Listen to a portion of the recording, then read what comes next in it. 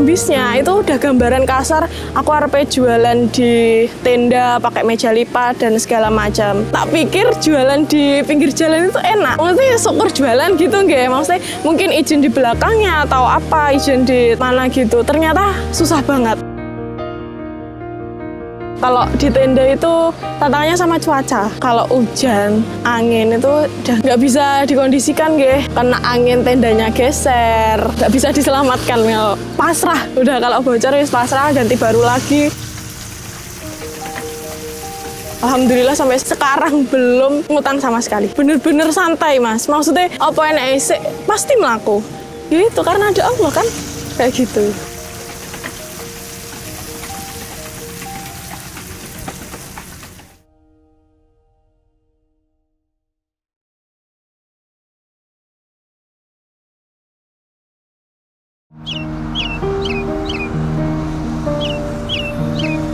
Kita kalau Senin sampai Rabu di timur kecamatan, Jumat sampai Minggu di utara alun-alun Trenggalek, karena di alun-alun nggak boleh jualan setiap hari. Ya, cucur itu makanan zaman dulu ya, bisa dibilang jajan teles ya kalau di sini. Nah, itu kan udah jarang banget yang jual di sini. Jadi ternyata dulu iseng-iseng buat bikin, ternyata kayak Gen Z itu banyak yang minat. Dulu awalnya itu ada saudara dari Jakarta kesini, aku pengen jajanan galek gitu. Terus iseng-iseng tak bikinin cucur karena saya sendiri juga suka cucur. Di situ tak bikinin, wah ini enak deh. Ya namanya saya kan masih muda, apa-apa tak bikin story gitu ya. Mbak beli di mana? Kayaknya enak dan lain-lain gitu. Di situ ternyata banyak banget peminatnya ya, anak muda padahal nggih. Padahal itu jajanan udah jarang ada nggih. Terus iseng aku bikin story, kalau open PO gimana? Ada yang minat. Ternyata Masya Allah banyak banget yang minat cucur ya. Karena waktu itu kan cuma belum niat jualan banget nggih. Maksudnya cek ombak dulu aja lah benih. Itu alhamdulillah udah nerima maksimal 20 box. Karena tak kerjain sendiri, belum ada karyawan, belum ada gambaran ini itu. Jadi tak batasin. Alhamdulillah sudah pertama kali pre-order udah dapat 20 box. Satu box isi berapa ini?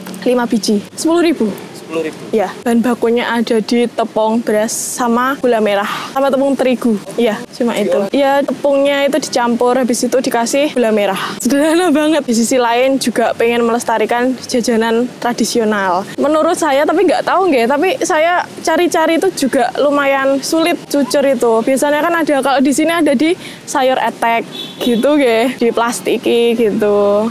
Terus kok kayak sudah meredup gitu susah dicari cucurnya. Ya wes coba di up lagi, berusaha tak push biar jajanan jadul ini enak loh. Ternyata gitu. Waktu itu kan saya kan otodidak ya, jadi ngikutin audien. Apa-apa kan tak bikin story. Gimana Cah rasanya, mungkin Mbak kalau besok tambahin topping gimana? Kayaknya enak gitu. Jadi saya juga ngikut audien. Nggak 100% dari yang sekarang ada, nggak 100% dari saya. Jadi selalu menerima kritik dan saran buat pengembangan gitu. Jadi kenapa kok sampai sekarang banyak topping? Itu saya ngikut audien semuanya, ngikut customer.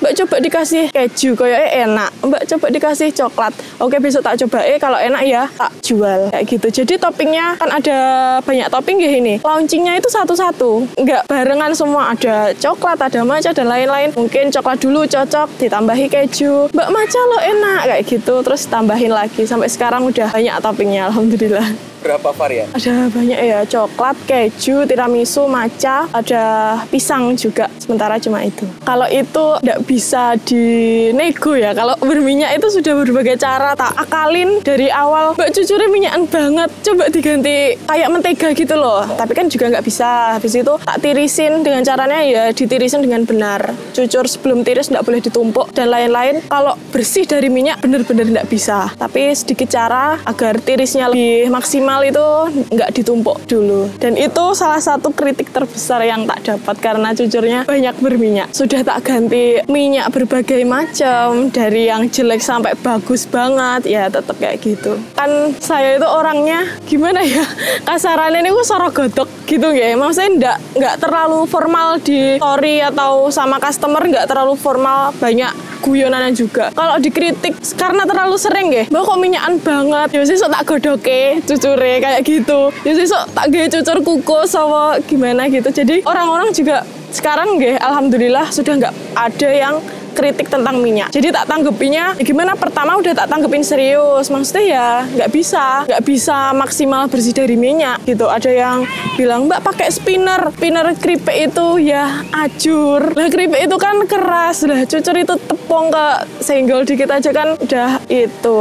Karena customer juga open PO sempat 2 kali. Yang open PO kedua itu sudah ada topping coklat sama keju, udah banyak banget yang suka. Mbak, aku ambilnya kejauhan dari rumah ya. Kan ambilnya di rumah sistemnya. Aku nggak COD, nggak DO gitu, ambil di rumah. Mbak kadoan, nyapa sampean kok ndak buka lapak neng kota-kotae, geneng tengah-tengah, gen enak ambilnya kayak gitu. Terus itu ada satu orang bilang gitu, kepikiran ngomong sama suami. Ya ternyata kok akeh tuh sing seneng cucurku, disuruh buka di kota. Iya lah mau jualan. Nah itu kan emang dari SMP kan saya suka jualan nggih. Tapi ini pengalaman pertama saya buka lapak di luar kayak gini. Biasanya aku open PO kayak gitu nggih sistemnya. Di situ suami saya support karena saking ambisnya itu udah gambaran kasar aku arepe jualan di tenda pakai meja lipat dan segala macam. Ternyata selain itu yang susah banget ternyata cari tempat. Tak pikir jualan di pinggir jalan itu enak. Maksudnya syukur jualan gitu nggih. Maksudnya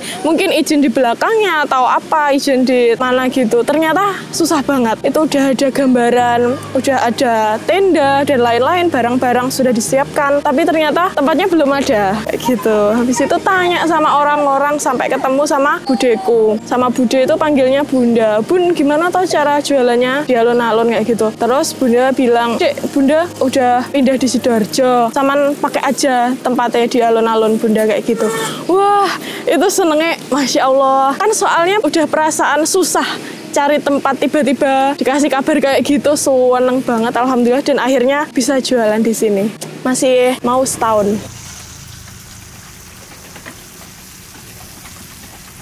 Kalau saya kan pertama kan saya sudah menyiapkan produk, enaknya ngomong original. Pakemnya itu saya sudah ada, sudah bagus kasarannya gitu nggih. Habis saya sudah pede dengan produk saya yang original tadi, tak serahkan ke customer, bikin story lagi. Pendapatnya kayak gimana, kayak gitu. Jadi alhamdulillah jalan. Saya sangat terbuka sama kritik dan saran ya. Jadi mungkin itu yang buat saya sampai sini tetap tak dengerin kritik dan saran. Jangan hanya kritik tok kayak gitu. Kalau ada yang kritik wes mbak sarane piye? Kayak gitu. Jadi saya banyak mengikuti customer kayak gitu. Kalau usahanya kita tetap evaluasi nggih, maksudnya tidak cepat puas dengan apa yang ada sekarang, tetap evaluasi bukan hanya customer nggih, tapi karyawan juga harus memperhatikan produknya.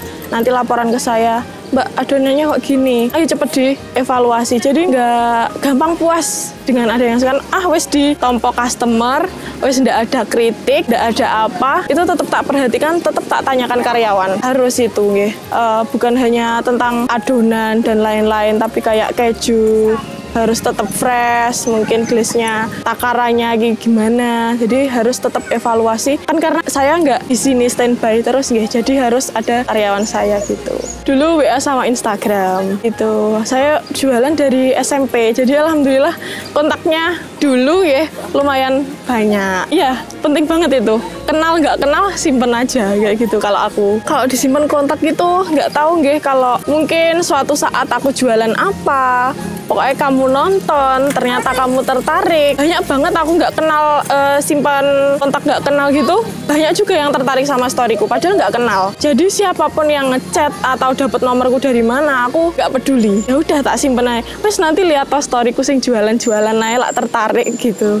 Ternyata juga banyak. Ya sampai aku nggak punya nomor pribadi. Jadi campur semuanya. Tantangannya lumayan ngeri. Maksudnya ya kalau di tenda itu tantangannya sama cuaca. Kalau hujan, angin itu udah nggak bisa dikondisikan nggih. Kalau tenda bocor, kena angin tendanya geser. Terus ya kalau masalah tenda sih itu nggak bisa diselamatkan, pasrah. Udah kalau bocor ya pasrah, ganti baru lagi. Mungkin itu. Oh iya, kalau bahan baku ya dari awal bikin cucur itu bukan hanya 1 kali, tapi aku udah trial errornya kurang lebih 3 bulan. Sampai aku jualan di lapak itu masih belum sempurna sebenarnya. Jadi itu tadi cerita di awal, aku tetap evaluasi sampai bener-bener sempurna. Nah ini pelajarannya, aku terlalu ambis sampai enggak tak pikir karena banyaknya customer, banyak yang minat. Aku enggak ndak fokus sama produkku. Sing penting sing pertama aku nggak enak, ya wis tak lanjut nih. Ternyata kalau cucur itu banyak banget tekniknya. Bukan hanya goreng. Kalau digoreng kan selalu berhasil ya, maksudnya berhasil. Tapi kalau di pandanganku, oh ini seratnya jelek, ini seratnya bantet, ini seratnya bagus, itu ternyata banyak banget. Dan itu aku ya itu trial errornya 3 bulan sampai bener-bener jadi cucur yang sempurna. Yang umumnya cucur itu banyak orang nggak tahu ya, nggak bisa pakai wajan sembarangan. Iya, aku pertama juga bingung. Dari awal jualan di lapak juga masih wira-wiri cari wajan yang pas. Dari yang anti lengket, dari yang itu. Ternyata itu salah satu hal yang tak sampai sekarang paling susah itu wajan. Kayak gitu. Iya, di salah satu toko dan aku setiap ke sana, yus iki nggak boleh tengok-tengok wajan lain nih. Kayak gitu. Banyak itu orang yang nggak tahu. Ternyata wajan juga ngaruh Atau banget. mungkin dari perapian, Mbak? Ya, kalau api ya. Apalagi kita di outdoor ya, banyak angin dan lain-lain. Makanya tak pilih tenda kayak gitu kan bisa dipasangi banner gitu. Awalnya itu banner pun juga mengalir itu. Awalnya bannernya cuma depan. Ternyata kompor apinya nggak bisa nyala karena angin dari belakang, dari depan gitu. Ternyata ya wis dikasih banner lagi. Dikasih banner kurang. Kasih banner sama bapak itu dibikinin triplek kayak gitu. Triplek juga kurang. Ternyata butuh tatakan kompor gitu. Untuk apinya susah sih itu. Paling tinggi mungkin sampai 200 box mungkin. Kurang lebih karena kan ada yang harganya beda, ada yang 12.000, ada yang 15.000 kayak gitu. Tapi ya namanya jualan naik turun juga lah. Kalau paling tinggi pernah dapat segitu. Kalau saya pribadi hanya satu ini. Mungkin kalau suami kan juga kerja nggih, tapi kalau saya pribadi cuma ini. Ini sama saya punya satu outlet lagi tapi bukan cucur.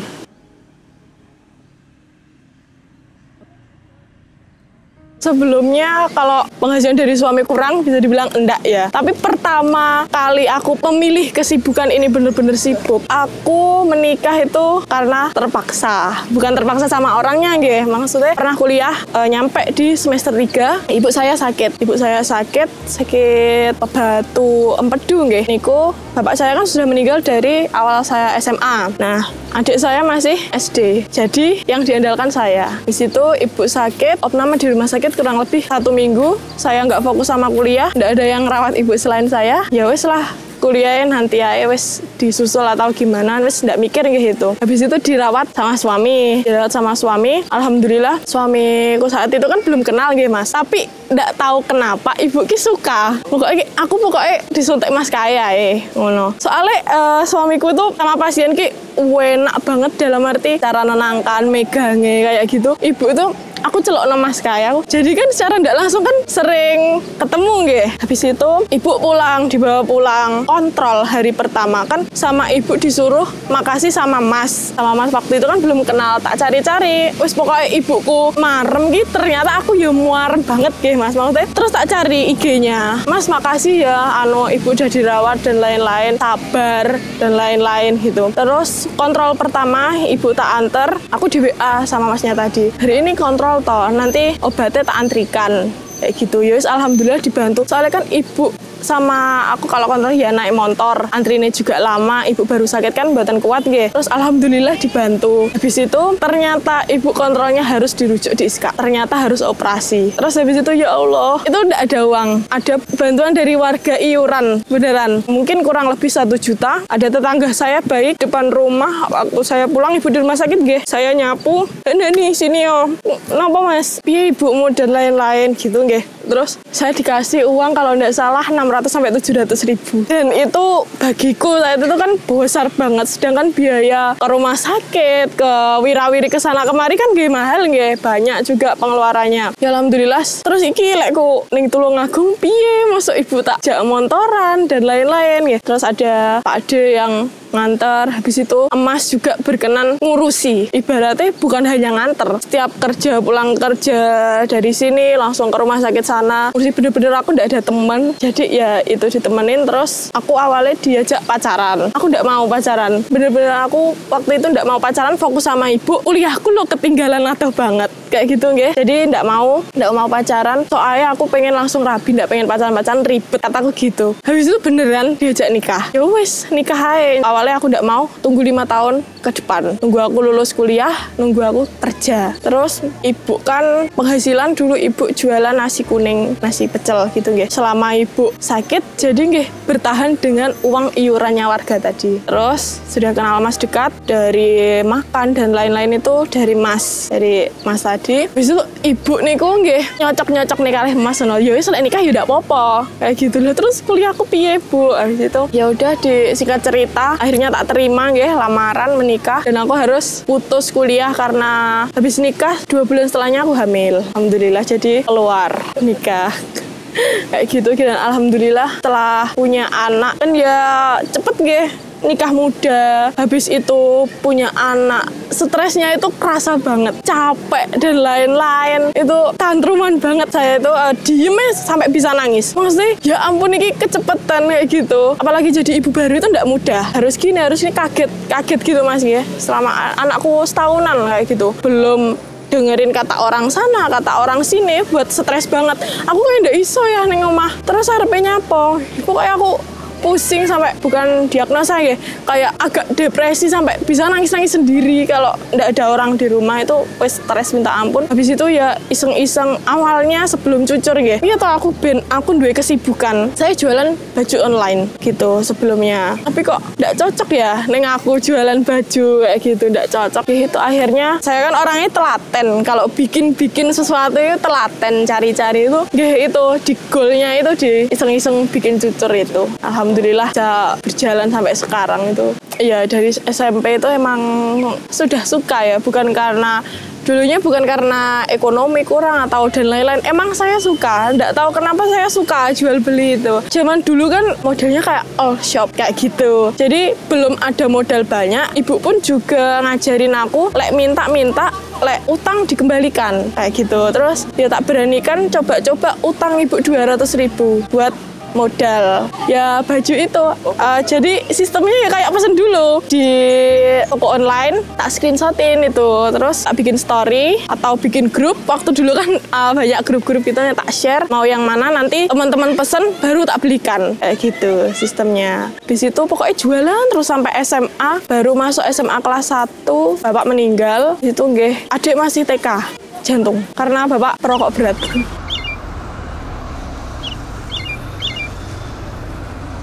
Benernya bapak meninggal itu aku sama ibu bener-bener flat, gak tahu harus gimana, cari uangnya kayak gimana. Ibu cari sempat kerja sama bule di salah satu warung, sampai ada ikut kerja, ya Allah kasihan banget itu. Di situ aku mulai ambis banget, bener-bener push. Setelah itu nggak tega lihat ibu sama adik kerja kayak gitu. Adik nggak kerja sih, tapi cuma nemenin ibu, tapi kan kasihan anak kecil harusnya main tapi nungguin ibu kerja kan kasihan. Di situ tak push, ibu nggak usah kerja, ibu kan pinter masak, jadi tak suruh aku sing tak jualan di sekolahan, bikin nasi sama ayam bakar 10.000-an. Waktu itu di sekolahan juga rame banget, jadi ayo cah sopo sing tak gawe sarapan mek 10.000 menone ayam bakar. Itu sampai aku bisa bawa kresek besar itu sampai 2 kresek, sampai aku telat sekolah, sampai alhamdulillah guruku baik banget, pernah sama telat sekolah gara-gara nyiapin itu. Telat sudah pelajaran, yes masuk aja, sampai sekelas itu bau itu wis nggak peduli aku. Alhamdulillah dari itu tambah menu. Dulu jualan makaroni risol itu juga alhamdulillah rame banget. Kalau di sekolah kan rame, banyak teman-teman lain dan lain-lain. Jadi tiap sekolah bawa dagangan saya. Ibu dulu awalnya juga pernah jualan lalapan, juga gagal di depan rumah karena mungkin kalau enak sih enak, tapi mungkin ya bukan nggak cocok lah gitu. Terus ganti aku tak dodol pecel ya. Kayak pecel kayak apa payu atau bu kayak gitu. Terus ibu emang coba-coba, alhamdulillah sampai sekarang sudah berapa tahun ya, 5 tahun lebih mungkin. Jadi benar-benar berdua sama ibu belajar bareng-bareng, jualan bareng-bareng gitu. Modalnya dari suami. Dan suami terus support banget ya? Iya, support banget sampai dia itu lebih semangat dari aku. Kalau saya kan step by step ya, maksudnya harus hati-hati, selangkah hati-hati.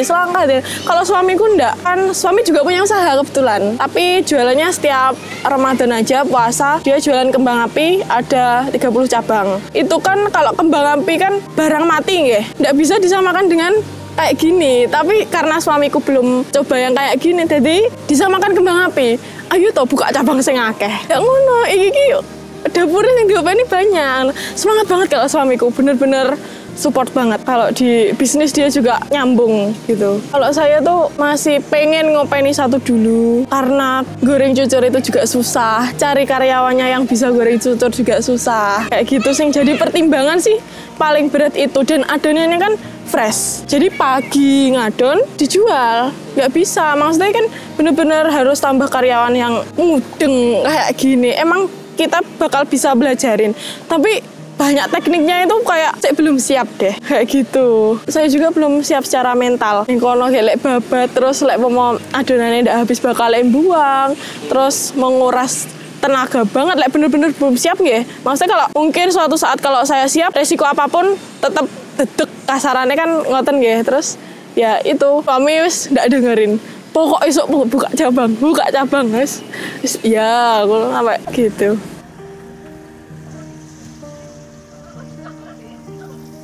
Cita-cita pengen jadi psikiater. Psikiater? Ya. Kuliahnya psikologi? Ya, di UIN. Tulung Agung. Ya, pengen belajar lagi sih. Bukan aku harus kerja ini, kerja itu. Karena aku suka kerja yang gaya bebas nih, tapi cuma pengen belajar, pengen mempelajari. Dan itu pun nanti kalau udah waktunya juga diizinin sama suami sudah. Kalau saya mungkin terdengar orangnya sederhana nggih, tapi menurut saya ini dalam nggih. Nggak bisa main sama teman-teman, ngobrol sama teman-teman udah nggak nyambung kayak gitu, sampai nggak punya teman. Jadi teman ngobrol ya cuma suami. Soalnya sama temen itu nggak tahu kenapa kok nggak nyampe, jadi beda, nggak sambung gitu loh. Dan udah lama banget nggak main kayak gitu. Mungkin didengarkan sederhana nggih, alam dolan yang penting ini enggak, tapi itu kayak kangen pengen punya teman, kangen jalan-jalan, pengen bebas kayak gitu. Tapi kan saat ini masih ada tanggung jawab ya, kayak anakku masih kecil, belum bisa diajak gampang pergi ke sana kemari, juga punya tanggung jawab ini yang harus diurusin, harus benar-benar dijaga kayak gitu. Jadi aku cuma yang paling tak kangenin itu juga punya temen dan main kayak gitu. Dengan beda-beda ya itu didengarkan orang itu sederhana, alam dolan, alam bener-bener nggak punya temen aku kayak gitu. Karena nggak punya teman, kenapa? Karena ya ini sibuk double kan, jadi berumah tangga sama kerja ini, jadi udah temen itu udah nggak sambung lagi. Kalau saya tentang hutang sama sekali saya menghindari utang di luar nggih. Jadi sebelumnya saya sama suami punya uang simpenan yang itu emang bener-bener harus disimpan. Suami itu modelnya nggak cuma-cuma, saya juga harus disiplin, harus bisa mengatur uang ya. Jadi disiapkan uang, contoh di dompet ada 10 juta, terus butuh modal piro 2 juta mungkin ya. Tapi besok lewes punya badi dan lain-lain, badinya dikumpulkan tinggi nyaur utang. Jadi utangnya diutang dompet sendiri kayak gitu. Saya ndak diajari, suami juga ndak suka, keluarga juga suka kalau hutang di luar. Jadi apa adanya dulu, sepunyanya dulu, harus menghindari. Aku juga nggak suka orang beda-beda nggih. Maaf kalau ada yang gitu. Nggak suka, sangat menghindari hutang, apalagi di bank dan lain-lain, atau di orang lain pun saya ya wis apa enaknya aja. Uangnya punya ini segini ya, segini dulu pasti jalan. Kayak gitu. Nanti kalau jalan, batine dilumpuk nih, ya itu dikembangkan lagi. Jadi ngalir. Kalau mboten ngoyo, maksudnya harus spesial, harus langsung besar, harus enggak ngalir. Dulu pakai tenda yang 2 meter dulu. Meja lipat yang murah dulu kayak gitu. Sampai punya badi nggih niku dikumpulkan, upgrade tenda yang bahannya mungkin luwih bagus kayak gitu. Alhamdulillah sampai sekarang belum ngutang sama sekali. Alhamdulillah. Ya wis ndak punya ya. Ibaratnya punyane 10.000 ya wis enek kan nasi sing 5.000-an ya wis beli itu aja. Bener-bener santai Mas. Maksudnya ndak ngoyo kayak ya Allah uangku 10.000 kok ya kudu cekelan 100.000. Enggak, pasti ada, yakin banget. Dan keyakinan itu nomor 1 menurutku. Bukan sekali 2 kali ya, berkali-kali kalau melakukan sesuatu yang mungkin berisiko dan lain-lain. Cuma mikir Allah tahu, Allah bantu, aku ada Allah kayak gitu. Jadi ya gini, apa sih yang diragukan? Ya wis kayak gitu, kayak tadi bilang apa enak pasti melaku gitu, karena ada Allah kan kayak gitu. Jadi kalau masalah yakin itu nggih nomor 1 bagiku Mas. Ya wes apa adanya dulu, nanti jalan-jalan ngalir. Kalau cara berpikir saya nggih, nanti kalau dipeksa nih pengen jadi sing besar, ternyata peminatnya produk niku kecil terus dapet uang segini kan malah jadi pikiran, jadi stres, jadi rugi sak sembarangnya. Ya wes dibikin santai aja. Nanti juga tahu kok kekuatannya kita sampai mana gitu. Emang kalau waktunya upgrade bakal upgrade. Semangat buat anak muda, jangan takut buat bisnis, apalagi masalah modal kayak gitu. Mulai aja dulu, berani dulu, yakin, pede, gak usah takut buat omongan negatif, gak usah didengerin, gak usah dipikirin, meyakini kalau diri sendiri itu pasti bisa. Karena keyakinan menurutku nomor 1, yang lain-lainnya pasti ngikut. Dan itu mental juga penting, harus dilatih sejak muda. Pokoknya harus yakin, ya itu mungkin ya. Saya Indriswari Haniasari, owner dari Cucur Jadul, rumah saya Tamanan Trenggalek. Terima kasih. Wassalamualaikum warahmatullahi wabarakatuh.